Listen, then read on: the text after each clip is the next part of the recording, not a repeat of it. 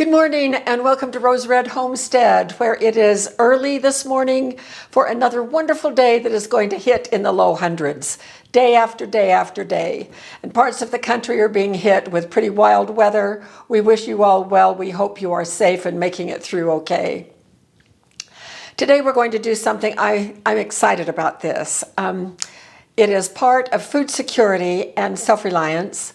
It also has very much to do with our level 1 food storage plan. I'm going to link our level 1 food storage video to the end of this video, so any of you who need to brush up on that can do it. We are going to be talking about rolled grain cereals and how you can do rolled grain in your own kitchen 3 different ways. Well, what do I mean when I say rolled grain? Some people call it flaked grain, rolled, flaked. What happens is either a manufacturer or in our case, in our own kitchen, we take whole grains and run them through a roller or some device that flattens them like old-fashioned rolled oats. Now, we could stick with just oats, but we're not going to do that today. We're going to do a 5-grain, and I'm going to show you a 6-grain. 6-grain cereal has been a part of our lives almost since Jim and I were married. I used to order it from Honeyville up in northern Salt Lake. They were out of it for a really long time, but I see that they now have it back in their inventory. And it's, of course, a little more expensive than it was when I was getting it. But the good thing is their shipping is very, very reasonable. So let's take a look at what rolled grain is. This is a 6-grain rolled cereal. And this is what it looks like. You can see the different colors, a little bit different textures, but the grains have been rolled flat. But if I pull one out, and just take a look at it right here, we can tell if we look closely that that is a whole kernel that has simply been flattened. So what do we use rolled cereal for? We use it all the time, and I love it. I'm not a big fan of just oats. I know oats have a lot of nutrition, but I love oats mingled with other grains to do several things with. One thing is my 6-grain bread, and this has become our very favorite bread. Jim, do you like this bread? No. Sure, ask me again. Jim, what are your feelings about this bread? The bread is very good. I like it a lot. Yeah, we like it. The texture, the graininess. Yes. The graininess that he's talking about comes from this rolled cereal. I cook a little bit of the rolled cereal and mix it in with the bread dough. The recipe is in our bread book on page 35. It's oatmeal raisin bread, and most of the time I just leave out the raisins because we like it just like this, but it is more than oatmeal. It is our rolled cereal bread. This is our instant oatmeal breakfast cup, only it isn't just oatmeal. It is, once again, this 6-grain rolled cereal. And we really do like these. We add about 2/3 of a cup of water, put it in the microwave for a minute, put this cap back on it, let it sit for 5 minutes, and it is ready to eat with some of our freeze-dried fruit. This looks like peaches in here. So we have made a video on these instant oatmeal breakfast cups, and I will link that to the end of this video as well, so you can check out how to make these. So that's how we use it, and I go through it a lot. This is how we have been buying it. The last time we bought it, we got 2 buckets this size. These are about 5-gallon buckets. They are 20 pounds each. It's called a Super Pail bucket, 6-grain rolled cereal from Rainy Day Foods. Now, I don't remember how much we paid for these buckets, but of course it's more now than it was. These we've had for about 2 years. And I'm not all the way through the first bucket, but inside the bucket, the rolled cereal itself comes wrapped in this foil Mylar bag. And I just roll the top back down on it, put the lid back on. It has a gasket in the lid, and I just put the lid back on and it goes back out in our level 2 food storage after I have filled my kitchen container, which is our level 1 food storage. And this is how I store it right here in my kitchen. So we have a lot of whole grains stored. We do have now about a bucket and a fourth left of this rolled grain cereal. But I was out in the garage the other day looking over our supplies, and I have buckets and buckets of grain out there. And so what if I were able to do my own rolling? Didn't have to pay somebody else to do that part, and it would help rotate through our grain, and it would just be magnificent if we could do that. So I've been working on that for a little while, and that's exactly what we're going to do today. So I'm going to do a little clearing away here, and we'll come back and we'll start with 3 ways of how you can do rolled grains in your own kitchen. So we'll be right back. All right, we are back, and I have a lineup here. Here is oat groats, and oat groats just means it has the outside hull taken off. So oat groats, this is red wheat, white wheat, hulled barley, and rye, and then here is our 6-grain rolled cereal. So we're going to be dipping into those grains, those whole grains, as we go forward. Now, what I have here is I have done some advanced prep on the grains. Before you can roll some grains or flake, roll and flake are often used interchangeably. Before you can do that to some grains, some are harder than others. Oats are quite soft because they've had that outside hull removed. But the other grains are a little bit more difficult to roll or flake, and sometimes they just shatter, and so it's more like cracked grain instead of rolled grain. The advantage to the rolled grain is that each little flake is a whole grain, and because it has been flattened and it has opened up the inside of it, it is much faster cooking time required to get it soft and ready to eat. So those are some of the advantages. With the cracked grain, you can cook it faster than the whole grain, but still not as fast as the rolled grain. So in order to prepare to do this, in commercially what they usually do, probably the way that they did our 6-grain that we have, and I'm going to keep some samples of everything we do on this little round tray here, so that we can always come back and compare to what the original is. And I can just tell you right now, we're going to have a difficult time getting it to look this beautiful, but we'll get fairly close enough that it will work just fine. But the grains have to be either steamed or pre-moistened in some way, and the easiest way to do that commercially is to steam it. For us in our own kitchen, we could try steaming. I did not try that, but we can do, for one thing, we can do soaking. Now these have soaked overnight and have been drained, and this is a combination of all 5 of those grains, and that includes the rye, the barley, the red and white wheat, and the oats. And so these have been soaked overnight, so these are quite soft as they're going to get.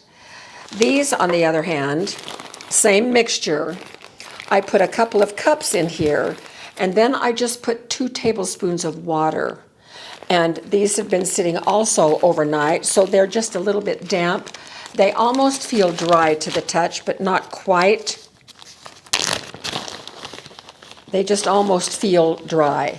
But it softens them just enough that they are also more easy to run through some of the machinery that we're going to be using. Now, I have 3 ways to show you. We're going to start with the least expensive but the most muscle power, the most work involved. And so for that, I am going to take in just this little plastic bag, and this is our overnight soaked grain, so it is soft. And I'm just going to put, about that much, and I want to get it so that it is single layer. And then, just using what muscle power I have, I'm just going to take my rolling pin and roll it. Now, some of these grains are easier to roll than others, and those of you, most everybody else here, will be able to have better luck at this than I do. The ones that are being stubborn, did I break the, yeah, I broke the bag. Here are the red wheat. It's the hardest among these grains. So you can, now what happens here is that some of the starch from the grains is being squished out. So while this is the least expensive way, it is, when I do it, all of the grains don't get smashed. And some stick in the bag. So this is a little bit tedious. You have to soak the grain, and then you'll have to put it in a bag, and then you have to get it out of the bag once it has been rolled. So that's what these look like.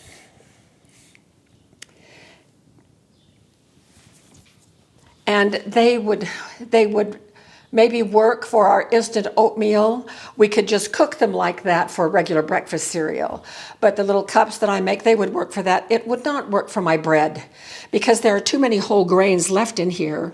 And those whole grains baked in an oven would be little hard bits that might crack a tooth. And so we would not want to do that.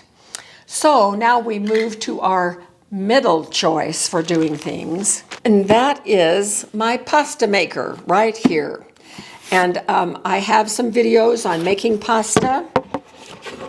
But the cool thing is, as I was thinking about this, I thought, how can I do this better than with a rolling pin? What do I have that has two rollers with a slot in between? First thing I thought about was when I was growing up and doing the laundry in our old Maytag and the wringer washer where you ran the clothes through the double rollers on top of each other. And then I thought, oh my gosh, my pasta maker. And so I went online, and that was not an original thought. Sometimes I think of these things first time ever in the world that anyone has thought of that, only to find out that, well, no, someone else has thought about it too, and quite actually several people have thought about it. You all know that I have a grain mill. It does not flake. A flaker is a different operation, and you can buy flakers. They're called a flaker mill or a roller mill, and they start, in the high 300s, go $400, $500. I simply do not want another appliance. I want to see if I can work with what I've got, and so that's why I decided to go ahead and try out my pasta maker. All right, so I have it all set up. I have it anchored to the countertop, and I have the handle in place, and here are the two rollers right here. This side adjuster will adjust to have the rollers very tight together and then to have them a little bit open. So you can see, right now you can see daylight there, but then I can bring it closer together and closer together. This one moves forward until there's hardly any space between them at all. All right, now ideally I would like to be able to run all of the grains through the tightest setting, but that it simply doesn't work for me, and maybe you can figure out a better way to do it. So I start with a setting at about a 7, and I have this little tray down here that doesn't quite fit, but almost. And I just take some of my mixed grains, and these are the ones that have soaked all night, and I put them right here. And then I'll roll. And you can see some of them are coming through. The ones that are coming through are the smaller grains, the ones that the rollers will catch. And then I will open it up just a little bit and do another round of rolling, and that catches more of the grains. So this is less muscle work. It is going to be time consuming. I keep moving it up, enlarging it, and more of the grains go through. And they're turning out fairly nicely. And I'm now on 4.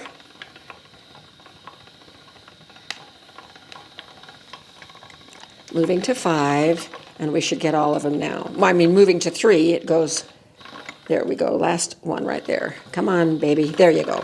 Okay, so let's take a look at what we have. All right. Now let's put this out here on our wheel.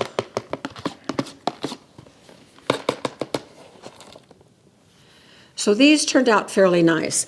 You will see that there are some whole grains still, some that are just barely cracked, but there are some that have turned out really nice. Here's a whole one right here that looks pretty good. Now, one of the things that you could do is you could keep the grains separate, do them one variety at a time so that the setting doesn't have to be moved as you go, and then you can combine them afterward. So this would again work for the instant oatmeal cups or just to cook plain. Now it's wet, and so you need to remember that if you're going to want to store this in your pantry for any length of time, you will need to dry it out. We don't put wet grains in our pantry in a dark place. That's an invitation to mold. And so put it out in the sun to dry out, or use your dehydrator, but to dry that grain out again. So that is how we can use a pasta maker if you happen to have one. Next up, I have an attachment for my Ankerstrom. So we'll be back in a moment. So I'll go ahead and open it up. And it comes with two pieces.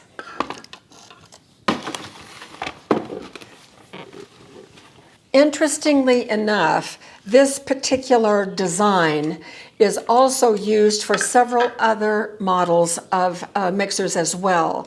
I've seen one very similar to this, looks just identical to this for the Bosch, also for the KitchenAid. And so this manufacturer gets the specifics of how to do the attaching to a given mixer, and then uses the same engineering to finish it off. So this is how this works. This little gear right here fits inside this hole, and I push it all the way back and then screw in the thumb screw. And that's all there is to it. I can adjust the closeness of the rollers here, and here is the hopper. Now, what it says in the directions is that this is designed for dry grain only.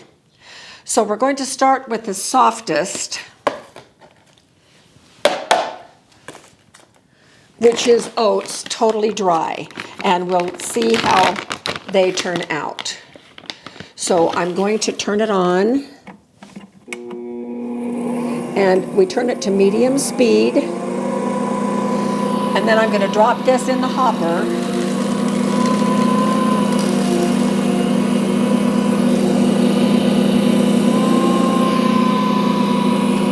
And those oats come out beautifully, just absolutely beautiful.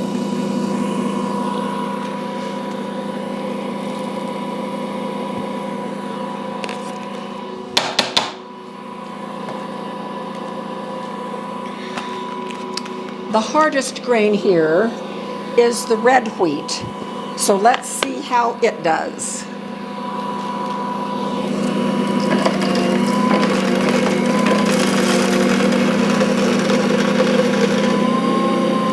It does terrible.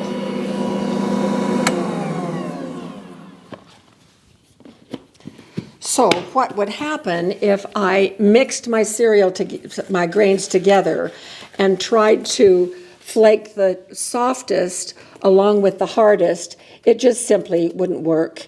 And I don't like this at all. It's not flaked, it's not rolled, this is cracked wheat. So I did a lot of reading and figuring out, and even though the directions say that it works for dry grain, I looked at the instructions for the Bosch flaker that connects, which is manufactured just like this. And what their suggestion is to take your grain and put it in a plastic bag, and then add 1 tablespoon of water per cup of grain and let it sit overnight, and then do it. So it is almost dry, but it's wet enough that we get quite a nice crack to it, or quite a nice flaking to it. So here is some of and this is our 5 grain. All of these grains that we've talked about are mixed together in this bag. So let's see how it's going to do.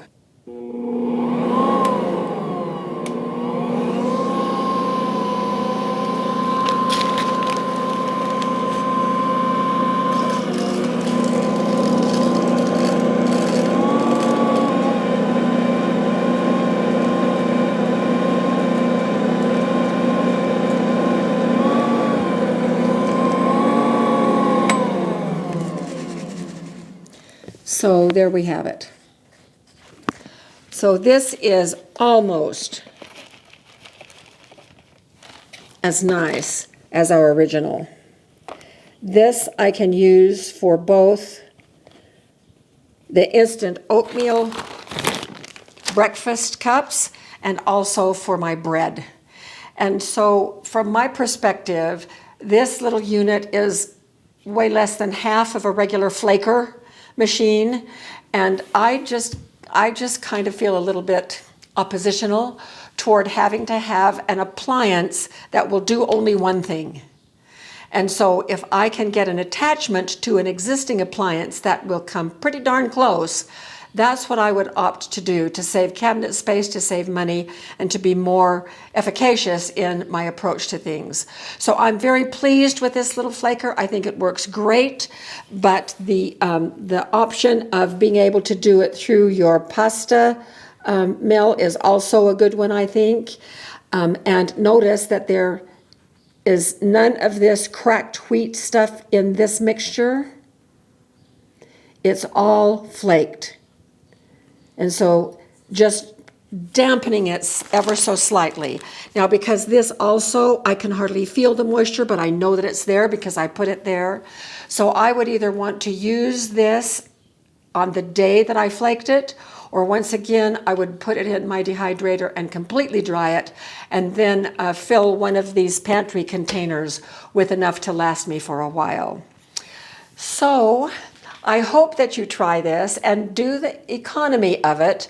Check out the price of buying 6 grain or 5 grain or 9 grain in bulk compared to what you pay for the whole grain, and then combining those yourself and running them through a flaker. But in any case, it is really nice to have a lovely option available to you. Now, these will not have the storage life that our whole grains do. Our whole grain will store for 25, 30 years, easy. Now, this is our original out of the 5-gallon bucket from Rainy Day Foods, and I've had those for 2 years. And they're still going strong, but I'm guessing about 5 years would be tops, because we're crushing the grain and they're more likely to go just a little bit rancid with a little bit of oil that is in there. So they don't last as long as whole grain. And so I don't want to bulk store a whole lot of the 6 grain. Having the ability to take from my own stores the whole grain and then roll it or flake it for my use as needed on demand, so to speak, to me is a wonderful option to have available as things get more and more complicated. So thank you so much for being with us for this little demonstration. I hope it was useful to you, and we will see you very soon for more videos.